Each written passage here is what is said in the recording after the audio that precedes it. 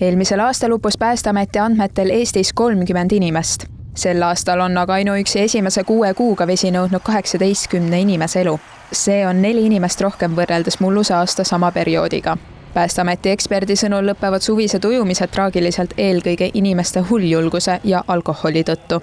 Enne ujumist kindlasti tasub kõigepealt enda võimekus läbi mõelda ja veenduda siis ka veekogu ohutuses. Teine asi on see, et ei tasu minna ujuma üksinda, et võimalusel võtta alati sõber kaasa ja mis on oluline, et ei läheks ujuma alkoholijoobes. Et kui vaadata statistikat, siis suur hulk, üle 60% huppunutest on tegelikult alkoholijoobes olnud või siis alkoholi tunnustega. Veeõnnetuse vähendamiseks toetab Päästeamet tänavu 10 projekti, mille eesmärk on muuta veekogu tohutumaks. Toetuse abil rajatakse nii ujuvsildu kui veeohutuspüstakuid. Ujuvsillad näiteks annavad parema ligipääsu veekogudele ja samamoodi ka kui hädaolukorrad tekivad, siis on sinna oluliselt parem reageerida.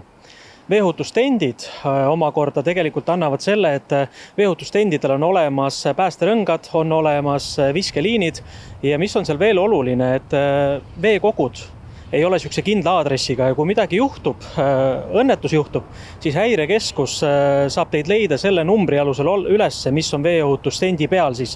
Ehk kui selle numbri ütlete, nad leiavad teid koheselt kiiresti üles. Vetelpäästjad panevad hingele, et rannas on vaja just silmad lahti hoida, sest siiani levib müüt, et uppuja annab endast valjult märku. Sellest on tegelikult väga raske aru saada, sellepärast ongi vaja eelkõige jälgida neid inimesi, kes on kaldal, et kui palju inimesi läheb siis vette, kui palju inimesi tuleb veest välja. See on eelkõige siis ennetustöö.